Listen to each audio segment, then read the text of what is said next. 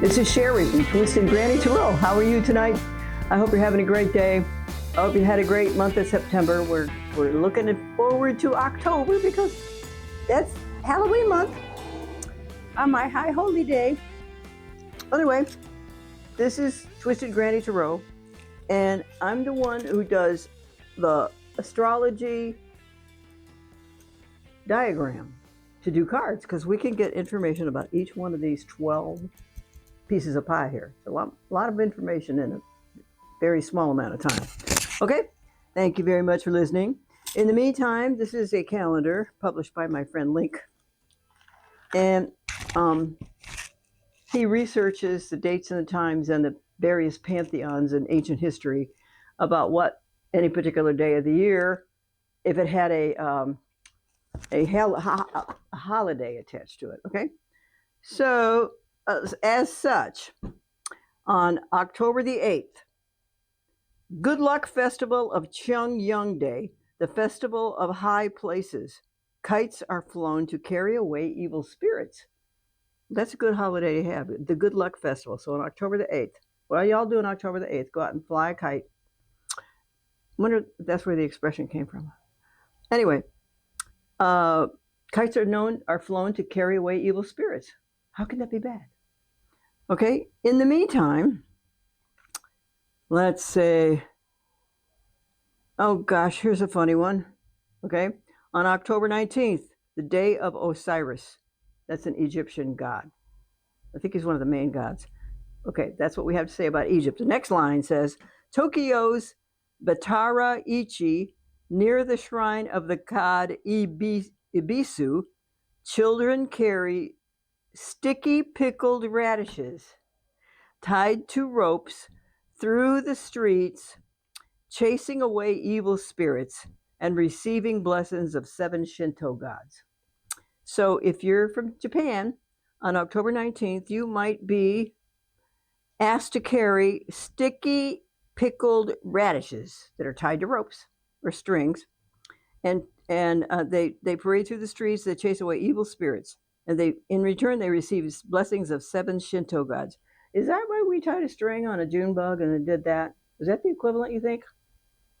Okay, well, anyway, here we are with Leo.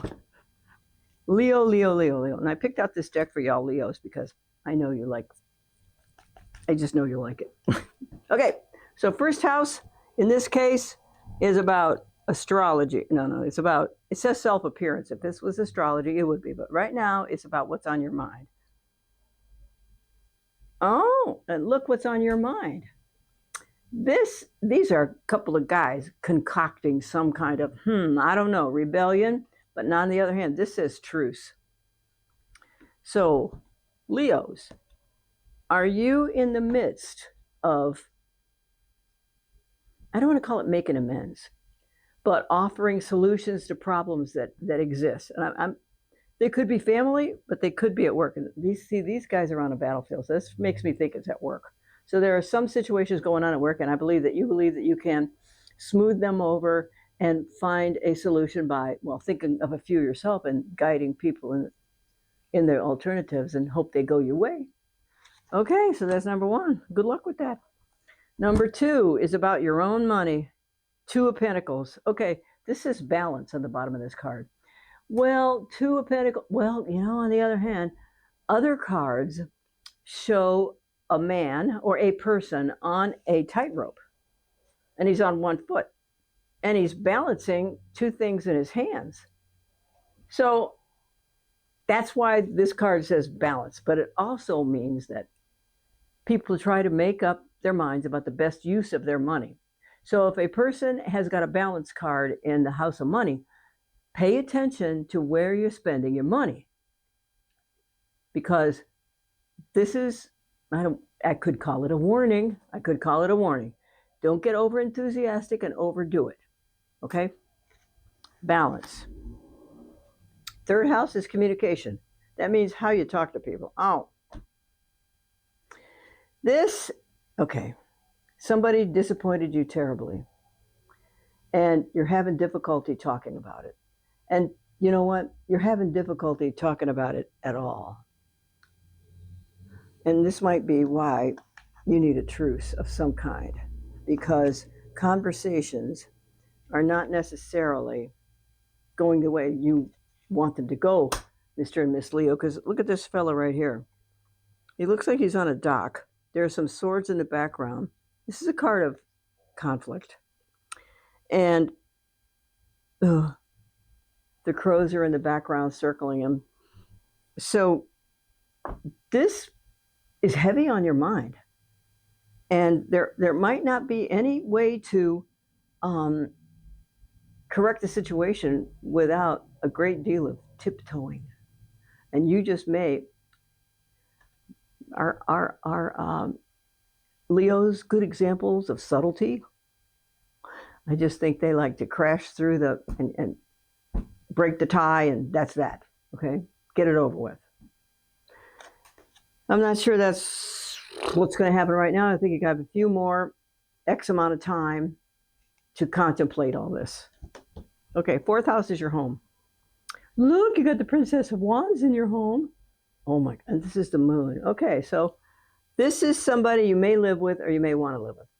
It's a princess, and it's also a fire sign, so that's good. So it could be a Leo, or it could be a Sag, or it could be a, what the heck is the other one? Aries. Now that I've said that, guess, because this is a face card, I drew another one so I could help figure out what she is trying to tell us. What's the next card? The moon. Now, kind sir, our ladies and gentlemen, what are you doing? The moon doesn't have its own light. It gets the reputation as not being truthful because it's a lie. It's like, we got no lantern hanging in the sky. It's a reflection of the sun. So already we're trained to think otherwise, but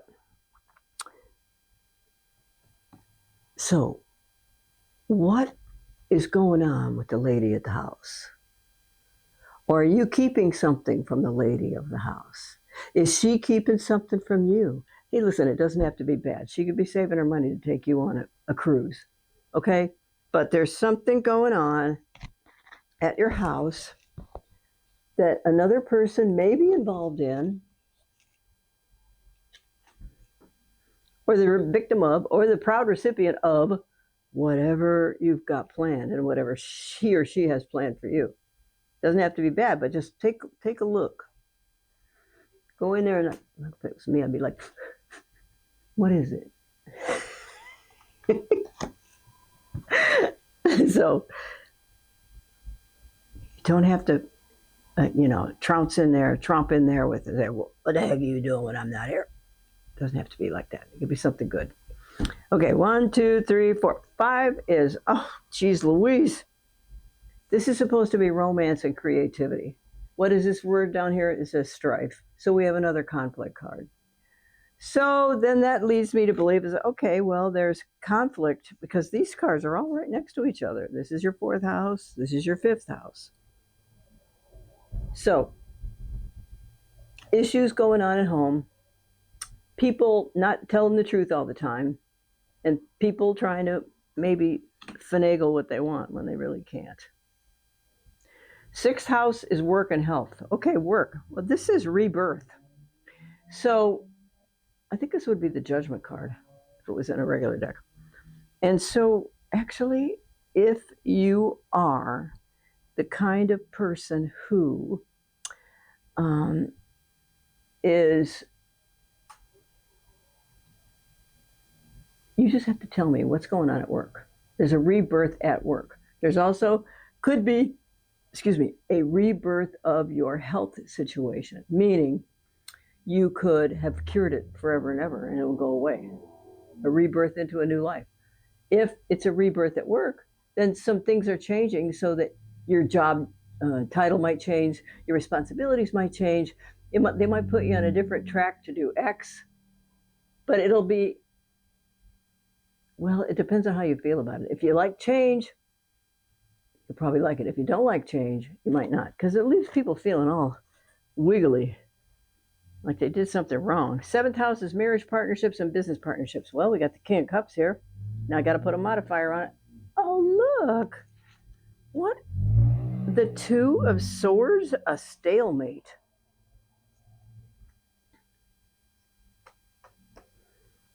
Okay. Now, seventh house, this is a water sign. That is a picture of a man, but it could be a woman. Doesn't matter at this point. The person that you consider to be wedded to is this person. This right here means you may have had some words and now you're at, what does it say, stalemate. You've just had to stop talking and just go on and plod one foot after the other and hope good wins out. Let's hope for that. Who likes to be in a stalemate with their spouse? Okay, eighth house is money from other people. Yay, Three of Cups. All right, money from other people means income tax checks, inheritance checks, insurance checks, lawsuit checks, and checks, bonus checks, because it's unearned income. So these are three happy ladies having a party because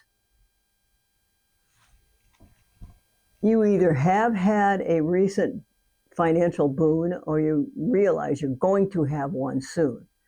Because these girls are already aware, they're already having a party, and this is already about money.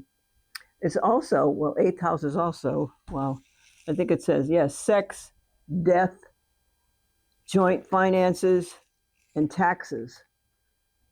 But these are happy cards. So don't let any of those topics throw you for a loop. It just means that the money is in the pipeline and you've already got it, or the money is in the pipeline and it's coming. Okay? Now, good grief. This is 1, 2, 3, 4, 5, 6, 7, 8. That's what I thought. 9. Ninth house is philosophy, religion, higher education, and long distance travel. Now, see this card? It's actually a depiction. It's called the Hanged Man. And what it means is self-surrender to higher wisdom. Now, the god Odin made some mistakes in his life. And he knew he needed to look at the world through a different angle, through a different lens, some different way, so he could do a better job for his subjects. So he plucked out one eye, and in reality, well, in the myth, he hung himself upside down in a tree. Well, I guess they couldn't get this guy to look like he was upside down, so they just hung him straight up. But anyway, so he is actually in the process of viewing the world through a different lens, so to speak, through a different angle. Sometimes, well, we get slapped around a little bit and that happens. Or sometimes we could have a really good, something good happen and we'd look at the life a little bit differently that way too. So what? Hang on a minute. Ninth house is philosophy, religion, higher education, and long distance travel. So you want to do all those things, but I don't think you're ready because you're still not down from this tree yet. Okay? So while you are up there contemplating how you can improve yourself, your life, your world, your love, realize that you need to be at a certain intellectual and emotional level in order for you to implement those different angles that you want to use to improve your life. But this card says you want to use to improve your life. So ponder that. So when you're thinking about travel, maybe you always wanted to go to Paris or you always wanted to go to Hawaii. Is this the right time to go? Should you plan it for a year from now or 2 years from now? Maybe things will be better and gooder and stuff like that. So anyway, keep on the path to self-improvement because this is kind of all pointing us in that direction. 10th house is your career. Oh, we got it. Okay.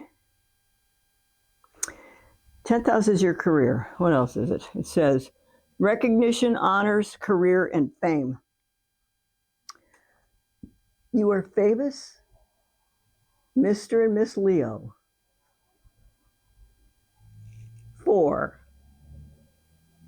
allowing yourself the time to ponder a situation before you make a decision.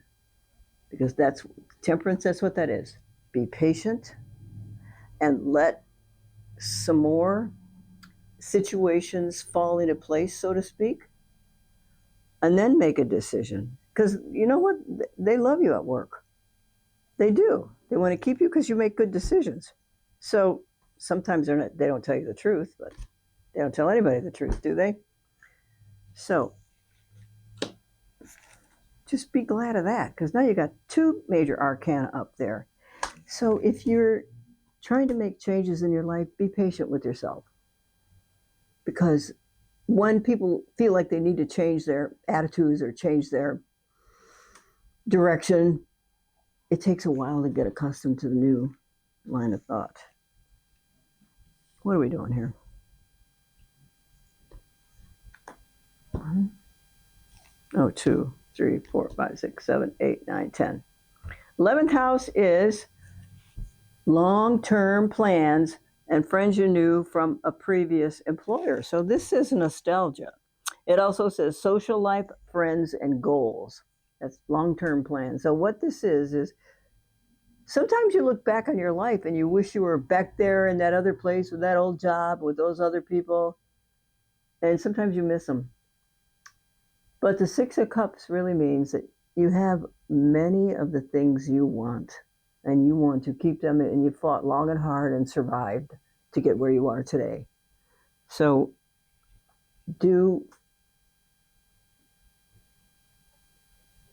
go easy on yourself. If you have friends from previous employers that you want to talk to, you can. Okay? If you miss them, call them up. That's what that's about.